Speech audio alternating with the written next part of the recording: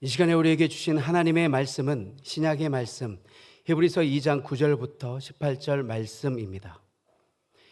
히브리서 2장 9절부터 18절 말씀을 저와 여러분이 한 절씩 교독하겠습니다. 오직 우리가 천사들보다 잠시 동안 못하게 하심을 입은 자 곧 죽음의 고난 받으심으로 말미암아 영광과 존귀로 관을 쓰신 예수를 보니 이를 행하심은 하나님의 은혜로 말미암아 모든 사람을 위하여 죽음을 맛보려 하심이라.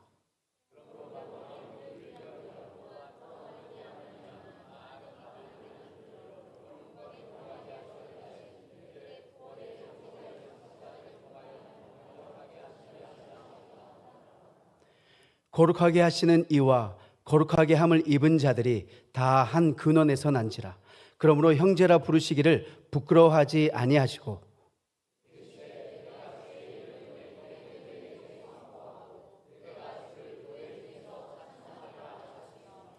또 다시 내가 그를 의지하리라 하시고 또 다시 볼지어다 나와 및 하나님께서 내게 주신 자녀라 하셨으니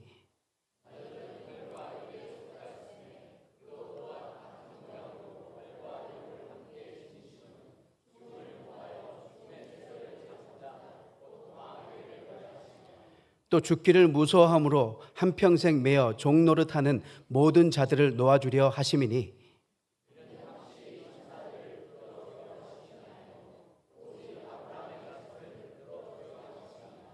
그러므로 그가 범사의 형제들과 같이 되심이 마땅하도다. 이는 하나님의 일에 자비하고 신실한 대제사장이 되어 백성의 죄를 속량하려 하심이라.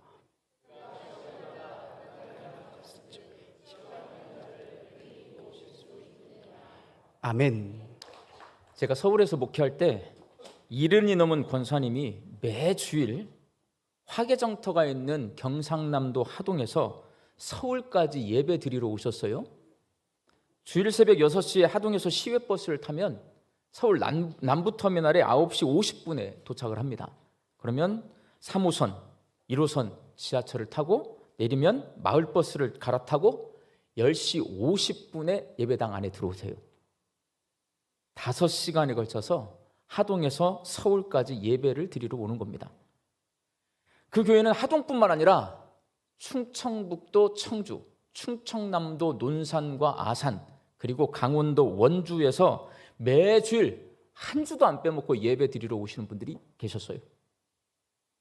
제가 대학에 다닐 때 정읍에서 전주로 1시간 정도 걸리거든요. 자동차 타는 시간이. 통학을 해봤는데 한 학기 하니까 못 하겠더라고요. 너무 힘들어. 또 터미널까지 걸어가야지.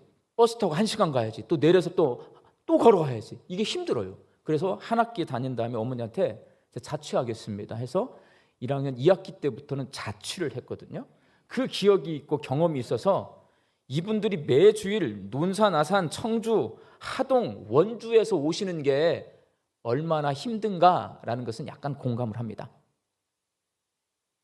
그분들이 매주 그렇게 멀리서 예배 드리러 오는 이유는 과연 뭘까요?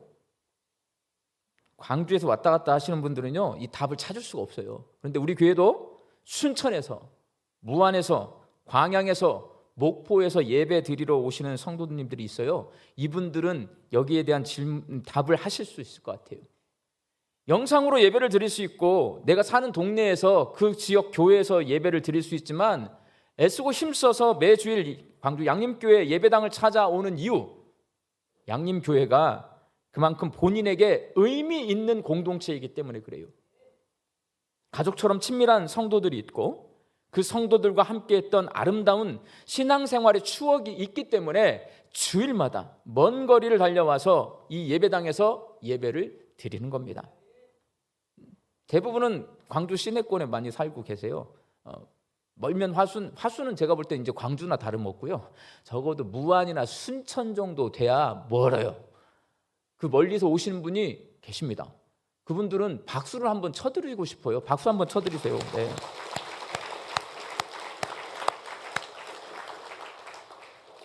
합당한 이유가 있기 때문에 주일 예배 드리기 위해서 먼 곳에서 양림교회 옵니다.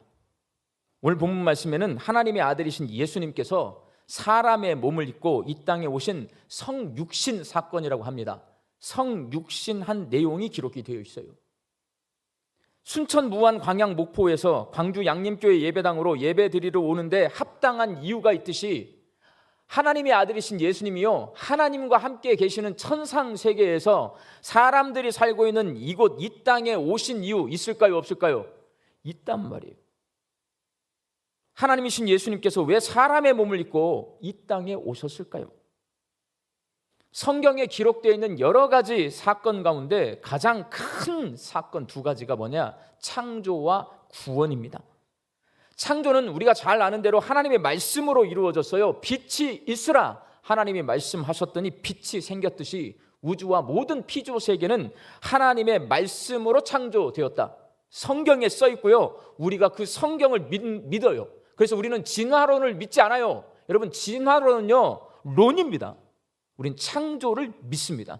창조는요, 우리가 신앙이기 때문에 우리는 론이라고 하지 않아요. 이거는 진화론 때문에 창조론이라는 론자가 붙은 거고요, 우리는 창조를 믿는 겁니다. 그게 왜? 성경에 써 있으니까. 성경이 뭔데? 하나님의 말씀이니까. 하나님의 말씀인 성경에 하나님이 말씀으로 세상을 창조하셨다. 우린 그걸 믿는 거예요. 그게 우리 신앙생활하는 사람들의 자세입니다. 그렇게 말씀으로 세상을 창조하신 하나님께서요, 말씀으로 세상의 모든 죄인들은 이 시간부로 다 구원을 받을지어다 라고 말할 수 있어요. 그럼 구원 받을 것 같아요, 못 받을 것 같아요? 제가 생각하면 받습니다. 하나님은 전능하신 능력을 가지고 계시기 때문에. 그런데 하나님은 말씀으로 사람을 구원시킬 수 있을 것 같아요. 그런데 그렇게 하지 않으셨어요. 예수님께 사람의 몸을 입혀서 이 땅에 보내셨어요. 하나님이 이렇게 말씀이 아니라 예수님의 성육신을 통해서 사람이 구원에 이르게 하신 데는 분명 이유가 있을 겁니다. 사도행전 읽기를 끝마치고 이제 히브리서를 읽어가는데, 히브리서는요, 알 수 없는 초대교회 지도자 가운데 누군가가, 누군지 알 수가 없어요. 바울인지 베드로인지 알 수 없어요. 누군가가 그 당시에 핍박받고 있던, 그래서 신앙생활을 힘겨워하고 있던 초대교회 성도들, 그리고 열심히 모이다가 모이기가 점점 안 돼요. 나태해졌어요. 그래서 신앙이 흔들리고 있는 초대교회 성도들 중 가운데 유대인 성도들, 왜? 유대교로 돌아가려고 하거든요. 그 성도들을 위로하고 독려하기 위해서 쓴 편지가 바로 히브리서입니다. 그렇다면 히브리서를 쓴 저자가 견디기 힘든 고통 가운데 있고 예수님 믿는 게 이제 점점 약해져서 다시 유대교로 돌아가려고 하는 이 성도들에게 편지를 쓸 때, 야, 너 그러면 안 돼. 하나님께서 너와 함께 하실 거야. 복 내려 주실 거야. 조금만 참으면 다 잘 될 거야. 이렇게 위로하지 않고 갑자기 예수님의 성육신 사건을 딱 써놨잖아요, 편지에다가. 왜 써놨을까요? 이유가 있을 거란 말이에요. 예수님이 사람의 몸을 입고 이 땅에 오신 이유, 히브리서를 가만히 읽어보면 이런 답을 얻을 수 있어요. 진심으로 사람을 도와주시기 위해서예요. 진심으로. 오늘 보면 18절 말씀 함께 읽습니다. 시작. 그가 시험을 받아 고난을 당하였은즉 시험받은 자들을 능히 도우실 수 있느니라. 이 땅에 사람의 모습으로 오신 예수님께서 직접 사람들과 똑같이 시험당하고 고난을 당하셨기 때문에요, 시험 가운데 있는 고난 가운데 있는 사람의 마음, 그 괴로운 심정 누구보다도 잘 아십니다. 예수님은 하나님의 아들이세요. 전지전능하신 능력을 가지고 있어서 이렇게 시험당하고 고난당해서 괴로워하고 고통 속에 있는 사람을 도와주실 수 있어요. 그러니까 예수님이 성육신한 이유, 그냥 도와주는 게 아니고요, 그 고통 가운데 있는 사람의 마음이 어떤가를 헤아려요. 나도 똑같이 고난을 당해요. 그리고 도와주시는 거예요. 진심으로 도와주시기 위해서. 쉽게 설명하면 이래요. 선거철이 되면 갑자기 정치인들이 시장을 찾아가서 과일도 사고 생선도 사고 떡볶이도 먹고 순대도 사 먹으면서 시장 상인들에게 말을 합니다. 경기가 이렇게 어려운데 어떻게 지내고 계십니까? 이게 뉴스에 나와요. 그럼 그 뉴스를 보면, 야, 저 사람은 정말 진심으로 시장 상인을 위하는 사람이다, 이렇게 느껴져요. 선거철이 됐으니까 또 시작이구나, 보여주기 시기구나, 이렇게 느껴져요. 보여주기 시기구나, 이렇게 느껴져요. 근데 여러분, 정치인이라고 다 그러지 않아요. 매주 시장을 정기적으로 방문해요. 그리고 물어요. 그럼 진심으로 느껴질 거 아닙니까? 그런데 매주 안 가다가 선거철이 되면 어쩌다 한 번 이렇게 가면 보여주기식이란 말이에요. 예수님은 그렇게 형식적이고 보여주기식인 그러한 메시아가 되기를 원하지 않으셨던 거예요. 그래서 사람의 몸을 입고 이 땅에 오셨습니다. 어린아이로 태어나셨고 자라나셨고 청년이 되셨고 사역을 하셨고 매를 맞으셨고 고난당하셨고 십자가에 죽으셨어요. 하동에서 서울까지 예배 드리러 오시는 권사님이요, 딸기 농사를 지으세요. 딸기 수확철이 되면 저와 교역자들에게 자기가 직접 재배한 딸기를 먹이기 위해서 하동에서 가지고 오십니다. 2kg, 우리 교역자 8명이었거든요. 8상자, 2 곱하기 8은 16kg. 권사님은 집에서 30분을 걸어야 버스 정류장에 가는 거예요. 그러면 16kg 딸기를 머리에 이고 버스 정류장까지 걸어가. 버스를 탑니다. 남부터미널에서 내렸어요. 그러면 지하철 타야 될 거잖아요. 멀어요, 여러분. 상당히 멉니다. 가야 돼요. 근데 한 번만 타면 안 돼요. 3호선에서 1호선 갈아타는데 3호선에서 1호선을 갈아타는 그 길이가 상당히 됩니다. 머리에 이고 걸어오는 거예요. 지하철에서 내리면 남영역에서 내리거든요. 마을버스 타야 돼요. 한 500m 또 걸어가셔야 돼요. 마을버스에 내리면 또 교회까지 걸어오셔야 돼. 그 딸기를 이고 와서 저한테 주는 거예요. 그 딸기를 받는 저의 마음이 어찌겠어요? 제 마음이 찌릿찌릿합니다, 여러분. 왜냐하면 그 권사님이 어떤 마음으로 그 딸기를 그 먼 거리에서 가지고 오신 줄 제가 알기 때문에 그래요. 왜? 저는 그 하동을 목회하면서 3번 신방을 가봤어요. 아침에 새벽 기도를 끝나자마자 교회 승합차를 운전해가지고 가잖아요. 5시간 걸려요. 올라오는데 5시간, 합이 10시간이잖아요. 자, 신방해야 돼요. 담소해야 돼요. 밥 먹어야 돼요. 그러면요, 새벽에 갔다 밤에 와요. 차도 밀리니까. 그 거리를 권사님은 승합차를 타고 오시는 게 아니라 대중교통을 이용해서 머리에 16kg 딸기를 이고 오신단 말이에요. 제가 해줄 수 있는 건 기도예요. 기도할 때 하나님 제발 우리 권사님 건강해서 내년에도 이 딸기를 꼭 먹게 해주세요. 기도합니다. 진심으로 해요. 진심으로.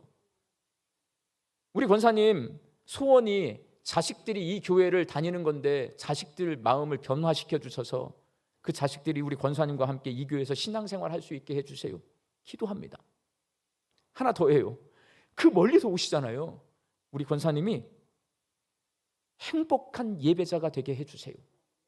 할 때 여러분 어느 날 갑자기 제 방을 퉁퉁퉁퉁 두들기고 들어오셔서 목사님 저 기도 좀 해주세요 한 분하고 하동에서 16kg짜리 딸기를 머리에 이고 오신 분하고 기도할 때 누구를 더 기도를 진심으로 해줄까요? 좀 어쩔 수 없어요, 여러분. 네, 어쩔 수 없다고. 그게 제가 알기 때문에. 성육신을 통해 죄인인 사람이 당하는 시험과 고난을 몸소 겪으신 예수님은 진심입니다. 자기가 당해봤기 때문에. 그래서 사람들을 불쌍히 여기세요. 예수님이 긍휼히 여기시는 거는요, 그냥 말로 긍휼히 여기시는 게 아니라 본인이 괴로움을 당하셔봤기 때문에 진심으로 긍휼히 여기셔요. 그래서 죄인들이 시험과 고난에서 자유를 얻을 수 있도록 진심으로 도와주십니다. 이 진심을 우리가 알아야 돼요. 그 진심을 알라고 오늘 히브리서 2장은 편지를 통해 말씀하고 있는 겁니다. 그러니까 이 내용이에요, 오늘 본문 말씀이. 근데 여러분 성경을 읽어보면 이게 되게 옛날 말이고요, 딱딱한 말이고 상황과 배경을 모르니까 우리가 읽으면 하나도 진심으로 안 느껴지거든요. 이제 한번 읽어보겠습니다. 오늘 9절 말씀 함께 읽겠습니다. 시작. 오직 우리가 천사들보다 잠시 동안 못하게 하심을 입은 자 곧 죽음의 고난 받으심으로 말미암아 영광과 존귀로 관을 쓰신 예수를 보니. 예수님을 보라는 거예요. 이 예수님은 어떤 분이에요? 천상 세계에서요 사람의 몸을 입고 이 땅에 오신 분이에요. 왜 왔어요? 나를 진심으로 도와주시기 위해서. 이걸 알고 이 말씀을 읽으면 예수님이 인간의 몸을 입고 나 때문에 여기 오셨구나, 이게 느껴집니다. 오늘 보면 11절 말씀 읽습니다. 시작. 거룩하게 하시는 이와 거룩하게 함을 입은 자들이 다 한 근원에서 난지라. 그러므로 형제라 부르시기를 부끄러워하지 아니하시고. 이 땅에 오셨어요. 우리를 뭐라고 부르신다고요? 형제라고 불러요, 여러분. 형제처럼, 자매처럼 그 속을 속속들이 아는 사람이 어디 있어요? 그러니까 예수님이 이 땅에 성육신 하신 이유는 뭐냐면 형제처럼, 자매처럼 우리의 속속들이 다 아시기 위해서 이 땅에 오셨다 쓴 거예요, 편지로. 그리고 17절 말씀입니다. 같이 읽겠습니다. 시작. 그러므로 그가 범사의 형제들과 같이 되심이 마땅하도다. 이는 하나님의 일에 자비하고 신실한 대제사장이 되어 백성의 죄를 속량하려 하심이라.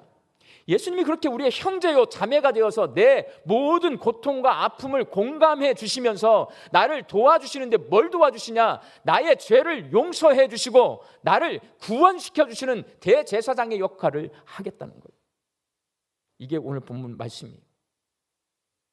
이렇게 하나님의 아들이신 예수님께서 사람의 몸을 입고 이 땅에 오신 이유는 진심으로 죄인들을 도와주시고 구원해 주시기 위해서고, 히브리서가 박해와 핍박, 이단의 공격과 신앙의 나태함 때문에 신앙이 흔들리고 있는 초대교회 성도들에게 이 예수님의 성육신에 대해서 말씀하고 있는 이유는 진심으로 예수님의 도우심을 깨달아 알고 기대해서 초대교회 성도들이 지금 당하고 있는 시험과 고난을 이기고 믿음을 지켜내라 말하기 위해서 쓴 겁니다.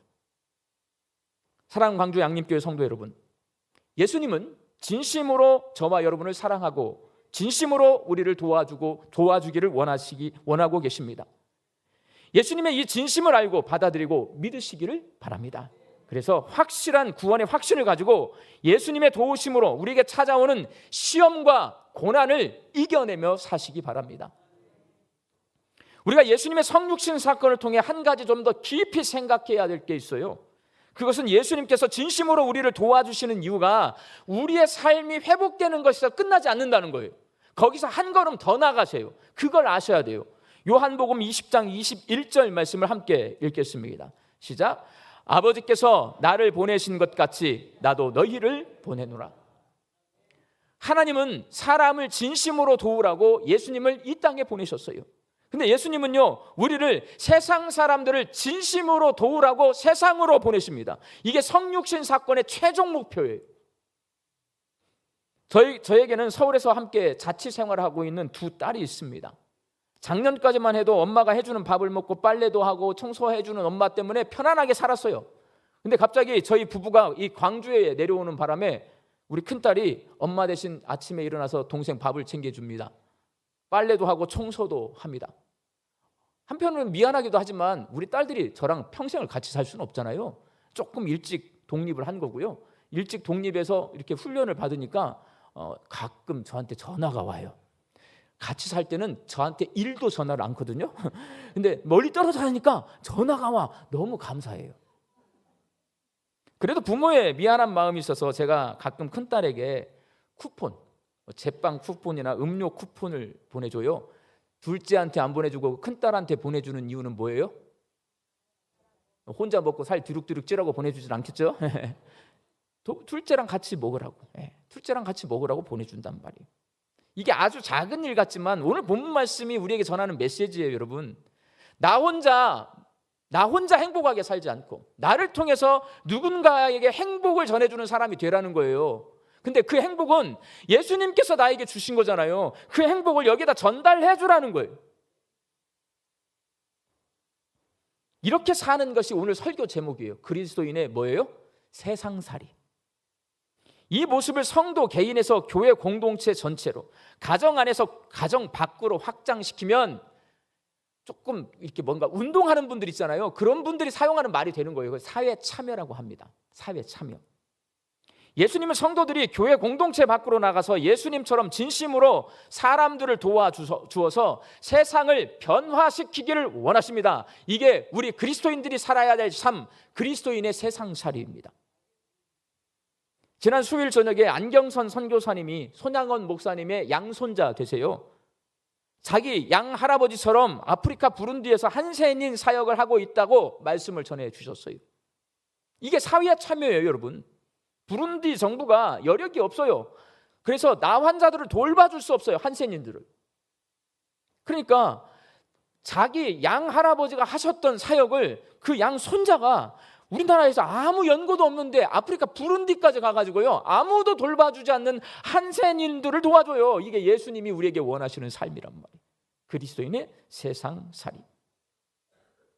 우리 광주 양림교회 성도들이 예수님처럼 진심으로 우리 지역을 섬기고 이 지역 주민들을 섬길 그런 그리스도인들이 되시기를 바랍니다. 어떻게 하면 되냐면요, 여러분 통장이 되세요. 반장이 되세요. 양림동의 통장 반장은 우리 양림교회에서 나와야 돼요. 우리는 교회에서 뭘 훈련받냐면 섬김의 훈련을 받아요. 통장, 반장 전부 섬기는 사람이에요. 주민들 섬기거든요. 그걸 누구보다 더 잘할 수 있는 게 누구냐? 우리 양림교회 성도들이에요. 저는 우리 양림동의 통장 반장을 우리 양림교회 성도들이 했으면 좋겠어요. 꿈을 조금 더 키워. 시의원, 구의원 조금 더 키워. 저는 광주시장, 광주 교육감도 우리 교회 성도들이요, 신앙생활 열심히 하다가 하나님 앞에 소명을 받아서 했으면 좋겠어요. 선거철이 되면 나 한 표 찍어주세요 하는 이렇게 교회를 이렇게 찾아오는 그런 정치인이 아니라 평상시에 열심히 신앙생활해서 하나님과 소통하는 그런 성도가 하나님께 소명을 받고 이 도시를 바꿀 시장이 된다면 저는 하나님 땡큐고요. 저는 그런 우리 양림교회가 되기를 원하고 우리 성도들이 되기를 원해요. 그게 그리스도인의 세상살이에요. 우리끼리 모여서 여기서 예배드리고 여기서 뭔가 행사를 하고 우리끼리만 여기서 즐겁고 행복해요. 하나님은 그걸 위해서 예수님을 이 땅에 보내신 게 아니란 말이에요. 교회가 문을 열고 나가서 세상을 섬기도록 우리를 구원하셨어요. 양림문화교실 우리가 하고 있는데요, 저는 아직은 정확한 비전을 잘 모르겠어요. 하나님 앞에 기도하는데 이 양림문화교실을 통해 이 지역 주민들이 문화적 풍성함을 누렸으면 좋겠어요. 이게 어디로 더 커질지는 잘 모르겠어요. 이 지역 주민들과 협력할 때 이 주민센터에서 우리에게 협력합시다가 아니고 우리가 주민센터에게, 자치위원들에게 함께 협력합시다. 이걸 주민 자치활동이라고 해요. 그 자치활동을 우리 교회가 해내야 돼요, 여러분. 그게 교회의 사명이에요. 그런 일들을 앞으로 해나가면 우리 광주 양림교회가 이 양림동을 기독교 정신이 살아있고 건강하고 모범적인 동네로 갖고 갈 수 있는 거예요. 그런 교회가 될 수 있기를 바랍니다. 그렇게 예수님이 원하시는 그리스도인의 세상살이를 살아가는 저, 그리고 여기 앉아 계신 여러분이 될 수 있기를 예수님의 이름으로 축원합니다. 기도하겠습니다. 사람의 몸을 입고 이 땅에 오셔서 진심으로 우리를 도와주시고 구원해 주신 예수님의 사랑과 은혜에 감사드립니다. 그 사랑을 입었으니 우리도 예수님처럼 진심으로 지역을 섬기고 이웃사랑을 실천하면서 그리스도인의 세상살이를 살아내게 하여 주옵소서. 예수님의 이름으로 기도하옵나이다. 아멘.